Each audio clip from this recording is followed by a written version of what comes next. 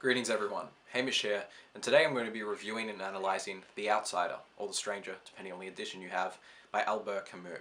This is the first video I've done of this kind, and so the format is a bit of a trial, but what I'm proposing to do in this video is to first review the book, where I just evaluate my thoughts on the writing itself, and then analyse it, where I look at things through a philosophical lens in order to try and really understand just what the author is saying. The Outsider was first published in 1942 in Camus' native language of French, and the reason I point this out is that there have been quite a few translations since then. I myself have read two, the first being this edition from several decades ago, back when books apparently cost $1.70 in Australia, and then this modern edition from the period in which books cost $20 here in Australia. And I must say I vastly prefer this edition. Not only is it more fluent and more relevant to today linguistically, but there are also a few mistranslations in this edition that actually do skew the meaning of some of the most significant lines in this text, and I will point out one of those in the last part of this review. Anyway, in case you didn't know, Albert Camus was an Algerian, and it's definitely evident from his work that he's shared a very strong connection with that land. This book is set in the capital of Algiers, and there are some lovely, vivid descriptions of the city itself. One of my favourite scenes in this novel is actually when the main character of this book, who I'll mention in a second, is just reclining on his balcony on this Sunday morning. And in this morning period there is just so much palpable excitement and tension in the air, as Camus describes all these families and groups of people flurrying around the streets below. And yet by the end of this scene, we're at this gloomy, forlorn Sunday evening, and I just think Camus' power of description in this regard is amazing. I also really love the evocations of the sunsets here, the native flora, and most especially the waves and the beach. And you just get the impression that you are witnessing things through the very acute eyes of a native observer. And yet Camus is not narrating this in the third person. This is actually very much a first-person recount through the eyes of a very obtuse gentleman named Meursault, and he is the titular outsider of this novel. This book is the recount of events from the time after his mother's death, when he is attending his mother's funeral, up to the point of his execution. And for the sake of this review section, I'm actually not going to go into what happens there. I'll try to leave spoilers out of this review, and I'll just take that up in the analysis section. But I can say that initially I found Meursault to be quite a difficult character, and dare I say it, even a shallow character. But I've since realised that well and truly that was intentional on behalf of the author, and after really considering this work as a whole, I see him to be not only an interesting character, but a critically important character to the statement of this novel. Something else I love about the writing here is Camus' portrayal of the side characters. Now, the side characters really aren't that consequential to the main thrust of this story, but they do imbue a real vibrancy to this entire book. I mean, I think of Salamano, the decrepit old man whose only companion is this dog, which is afflicted with scurvy. And there's this one scene where Meursault overhears Salamano weeping next door, because they live in an apartment block, and Salamano is weeping due to the fact that this diseased dog, who he often fought with, has run away. And there was just such a strong, powerful loneliness there, and it was one of the best scenes in the novel, if you ask me. Then there is Celeste, the restaurateur. I can still imagine his moustache.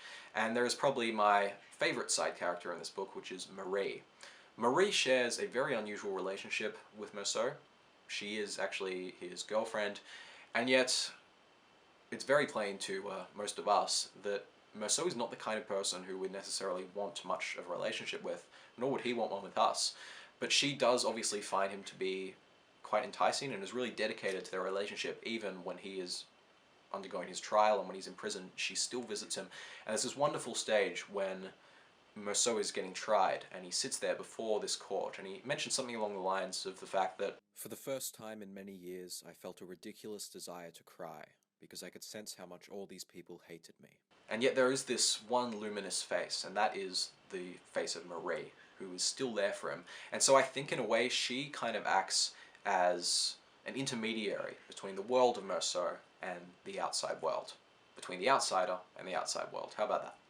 So even if you're not looking into this book for the grand philosophical statements that it makes, I think that this is a really pleasant read, although you probably, as I was after my first reading, will be left a little confused, a little confounded, and a little unsure of just what this book is all about. And now I'd like to move into the analysis, which is where I can hopefully address some of those questions. After my first reading of this novel, I was a bit frustrated. I couldn't understand why Meursault was the way he was. I mean, he seemed about as deep to me as the main character of A Farewell to Arms by Ernest Hemingway. Not very deep at all. And I really wished to understand why Camus was portraying him in this way. Why was he so withdrawn? Why was he so intent of fulfilling his own desires? I really could not comprehend it. So it was only after rereading this and then really considering things that it became clear to me. And I'm sure some of you are already aware of the conclusion of this novel. Some of you are already aware of Camus' philosophical position generally.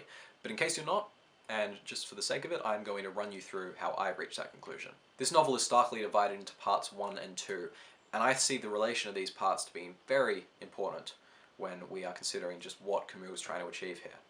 Part 1, in my eyes, is Camus' attempt to alienate us from Meursault. He's trying to aggravate our prejudices against someone who doesn't abide by the customs which are so central to our society. And then in part 2, I think Camus very skillfully brings us around to the point that we actually see through the same perspective as Meursault. And he does this through the scope of justice. Justice is a concept that most of us adhere to. Certainly it's conventional to adhere to justice, the supposedly objective law which is used in order to order human societies. However, Camus so aptly deconstructs this notion, and he does it in 2 ways. The first is through indicating that the human application of justice is absolutely corrupt. After Meursault murders the Arab, we as the reader, or at least the conventional reader, are left aghast. It's an inexplicable action. I mean, he walks right up to the Arab as the sun glares down upon his eyelids, as the waves crash on the shore next to him, and he shoots this Arab 6 times without provocation. It seems like an absolutely irrational act, an act which there can be no justification for, and so we, the conventional folk of the world, see that there should be justice. There should be this abstract concept, justice enforced. And that supposedly does occur in the subsequent trial. And yet, as the reader, we see that that trial is resting on very flawed ground. The prosecution's case relies more on the fact that Meursault did not weep at his mother's funeral, that Meursault went to a comedy film with his girlfriend the day after the funeral, than the actual murder itself. And this indicates just how liable justice is to be completely manipulated for the sake of attaining certain ends. And I'd say that end is maintaining the status quo of the society. This is an extension, but I think justice is summoned in the way it is, not only to suppress Meursault because he doesn't adhere to the customs of his society, but also because he presents a threat to them. He may not know it himself, but his ethos is anathema to the fabric of his society. A society that, like today's, is based on acquisition, on hierarchy, on influence gained through a position of power. Yet he is reliant on no one or nothing but himself. In fact, there's this wonderful line where he says that he would be just as content if he was living in a hollowed out tree trunk, unable to move, than if he was a free man walking the streets of Algiers. And so imagine to be in a position of power and to suddenly have a population of Meursaults before you. Your power would be non-existent. And so I would say that justice here is being manipulated, it's being utilized in order to oppress those who oppose the structures of power that exist. Because if you had a whole lot of Meursaults in a room, chances are you wouldn't be able to dominate them, and if you did, there would be trouble. He declared that I had no place in a society whose most essential principles I disregarded, and that I could not appeal for sympathy when I did not understand the heart's most basic instincts. I still felt that there was a need for justice to be exercised. Not this petty human justice based on prejudices and trivialities, but that grand, cosmic, objective justice which really does maintain the scales of what is right and wrong. But what Camus is ultimately expressing in this novel is that to have any notion of right and wrong is utterly absurd. And I'm sure many of you are familiar with this, as I mentioned before, but this was actually quite a revelation to me, and I'm so glad that I reread this with that modern translation and I came to understand it, and I thought it was amazing. This is indicated in the last few pages of the novel. Meursault is awaiting his execution, and it's interesting because at this point he seems more human than ever before. He is absolutely terrified of the prospective day of his death. He is petrified that one day or one morning in fact, someone will knock at his door and he will be led out to the guillotine. He's really scared of that. At the same time, he does have this glimmer of hope that there will be the chance that he can continue living. And so I think this is the moment where we kind of empathize with him to the greatest extent, and that's so skillful by Camus, because that's just a maneuver to get us on side with Meursault for the grand sweeping statement of this novel. And so just before he's going to die, this priest comes in, approaches Meursault, and basically tries to convert him. There has been mention of religion in the past. In fact, the judge who was presiding over the case that decided Meursault was guilty did label Meursault an antichrist even prior to the trial taking place. So I think that indicates that, that human application of justice is totally wrong. But anyway, onto this current scene. The priest is trying to convert him, and Meursault basically just will have none of it. He erupts into this fulminating anger and launches a tirade against the priest. And this is where one of the most significant lines in the novel takes place. He as well. He too would one day be condemned to death. What did it matter if, accused of murder, he was executed for not crying at his mother's funeral? Salamano's dog was as important as his wife. The little robotic lady was just as guilty as the Parisian woman Masson had married, just as guilty as Marie, who wanted me to marry her. That line about this person being just as guilty as that person seemed really strange to me on my first reading, and I kind of dismissed it as just being the nonsensical ravings of a man who was about to die. But it's within those lines that you actually get a very strong indication of what Camus is expressing here. But he saves the grand and most affirmative statement of his belief to the last paragraph. And that is one of my favorite literary lines of all time. And standing before this symbolic night bursting with stars, I opened myself for the first time to the tender indifference of the world. To feel it so like me, so like a brother, in fact, I understood that I had been happy, and I was still happy. I think the entire novel has been leading up to these few sentences. The notion of justice is reliant on meaning, but if the universe is indifferent, there can be no meaning. What's more, as Meursault expresses, he feels like a brother to this universe, and that's reflecting the fact that we are indeed constituent parts of this universe. We are not separate entities. And so if this universe is indifferent, why should we not be? To return to the main action of this story, the murder of the Arab, to try and apply some kind of justification or some kind of means of analysis to that is to try and impose an illusory meaning on that which can have no justification. The murder of the Arab is not unlike the glaring of the sun, or the crashing of the waves, or the descending of the spring into the sea, in that it is just a physical process.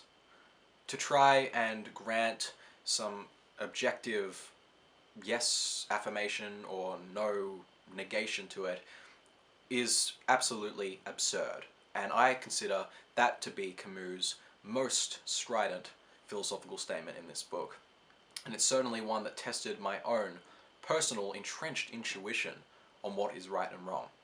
But that is only my interpretation of this book. I hope that it may have enlightened your own, it might have affirmed your own, but I also hope equally that it might have challenged your own, or you might completely disagree with me, because I would love to know what your interpretation of this novel is. Many have analysed it in the past, and I've only read this twice, and I'm barely a virtuoso at analysing these things anyway.